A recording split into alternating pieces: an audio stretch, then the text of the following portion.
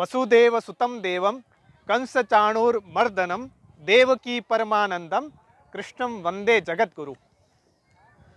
वासुदेव के पुत्र कंस चाणूरमर्दनम, कंस का मर्दन करने वाले, देवकी परमानंदम, देवकी माता देवकी को परम आनंद प्राप्त करने वाले ऐसे श्री कृष्ण जगत गुरु को मैं प्रणाम करता हूँ। नमस्कार, मैं हूँ रतन राज पुरोहित और आप देख रहे हैं सूत्रधार। कहानियों को एक सूत्र में पिरो करके आपके सामने पेश करने का काम करता हूँ।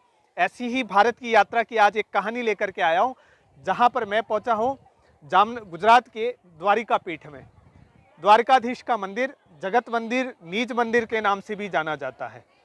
क्या है इसके पीछे की कहानी, थोड़ा इतिहास में पीछे की तरफ आपको लेकर के जाता हूँ। महाभारत के युद्ध में जब भगवान श्री कृष्ण ने कंस का मर्दन किया, जैसा कि मैंने श्लोक में पहले ही बताया, कंस चाणूर मर्दनम, जब भगवान श्री कृष्ण ने कंस का मर्दन किया, कंस का जब वध किया था, तब उनके ससुर जरासंध को यह बात बहुत बुरी लगी। जब उनको यह बात बुरी लगी तो उन्होंने भगवान श्री कृष्ण के कुल यदुवंशियों का नाश करने का संकल्प लिया और उन्होंने यह संकल्प के लिए उन्होंने यदुवंशों के ऊपर आक्रमण करना और उनके ऊपर आघात करना प्रारंभ किया।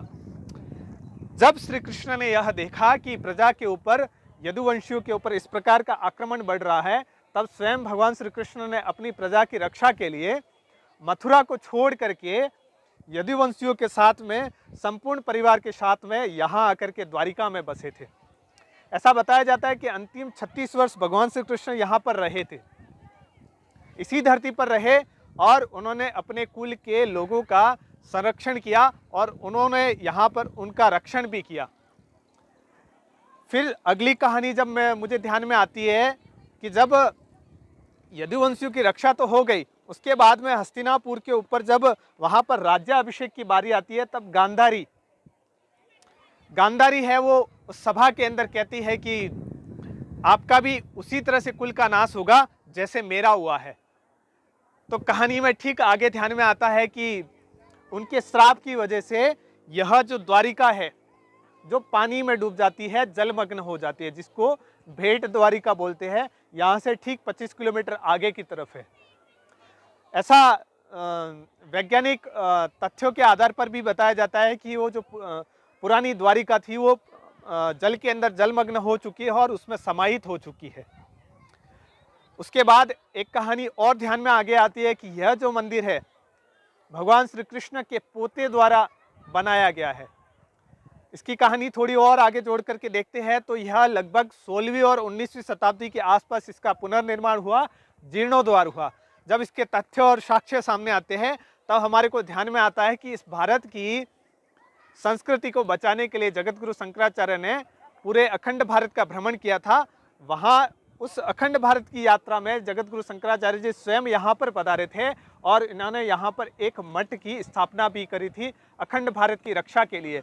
उसमें यही एक शारदीय पीठ है, शारदा पीठ जिसको बोलते हैं, जगतगुरु शंकराचार्य जी भगवान द्वारा स्वयं स्थापित किया हुआ, और इस मंदिर का जीर्णोद्धार भी किया था। आगे की कहानी में थोड़ा और ध्यान में आता है कि जब द्वारिका जैसे महातीर्थ की बात की जाए तो ऐसा उपनिषद और हमारे महाकाव्यों में भी लिखा आता है कि सप्तऋषि और सप्तपुरी, फिर 4 धाम, उसमें से एक यहाँ पर है जो द्वारिका धाम है।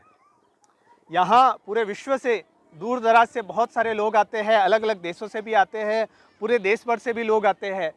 यह जो मंदिर के पीछे की तरफ मेरे नदी देख रहे हैं, यह गोमती नदी है। गोमती नदी यहीं से बहती है और गोमती नदी के किनारे पर ही यह मंदिर बसा हुआ है। शाम के समय पर यह जल का स्तर है वो कम हो जाता है। सामान्यतः जब जल का स्तर कम हो जाता है तो आप पीछे की तरफ देख सकते हैं कि पूरा जल है वो खाली हो चुका है, और जब सुबह प्रातः काल में यह जल का स्तर एक बार फिर से बढ़ जाता है तब यहाँ पर लोग हैं वो ऊँट की सवारी के माध्यम से यहाँ पर पीछे में ही श्री नारायण का मंदिर है, वहाँ पर दर्शन करने के लिए लोग आते हैं। फिर आप सामने की तरफ देख रहे हैं, यहाँ पर एक ब्रिज बना हुआ है। यह रिलायंस फाउंडेशन और सरकार की तरफ से बनाया गया था, परंतु बीच में एक मोरबी गुजरात में घटना हुई, उसके बाद में इस ब्रिज का चलन बंद कर दिया गया था, इसलिए वर्तमान समय में इसका चलन बंद है। परंतु और दूसरा आप देखेंगे यहाँ पर बोटिंग भी चलती है, जो पीछे की तरफ मेरे पीछे आप देखेंगे तो बहुत सारी इलेक्ट्रिक बोट है और भी बोटिंग यहाँ अलग अलग टाइप की दिखेगी। उनका भी अभी सरकार ने चलन बंद कर दिया है, क्योंकि वडोदरा के अंदर ऐसी एक घटना हो गई थी। परंतु सामान्य दिनों में यह चलती रहती है और पानी का स्तर है वो बहुत ही 5 से 6 फीट तक ऊपर आ जाता है। ऐसी ही कहानियों को देखते रहिए शेष भविष्य। अब आप देख सकते हैं मेरे पीछे की तरफ श्री लक्ष्मी नारायण पंचतीर्थ है। वहां पर लक्ष्मी नारायण जी का मंदिर है, उसके बाजू में पांडवों की गुफा भी है। वहां भी दर्शनीय स्थल है, दूर दराज से यहाँ पर लोग देखने के लिए आते हैं। अंत में इस एपिसोड का विश्लेषण यही है कि आप पीछे की तरफ मंदिर देख सकते हैं, जहां पर प्रभु श्री कृष्ण की परम पवित्र भगवा ध्वज और रंग बिरंगी ध्वज है, वो हर समय यहाँ पर फहराती रहती है। और ऐसा बताया जाता है कि ये जो ध्वज है यह प्रतिदिन सवेरे बदली जाती है। इसके सामने ही आप देखेंगे शारदा पीठ है। इसके बारे में हम आपको अगले एपिसोड को मैं बताएंगे शेष भविष्य के गर्भ में। तब तक के लिए नमस्कार।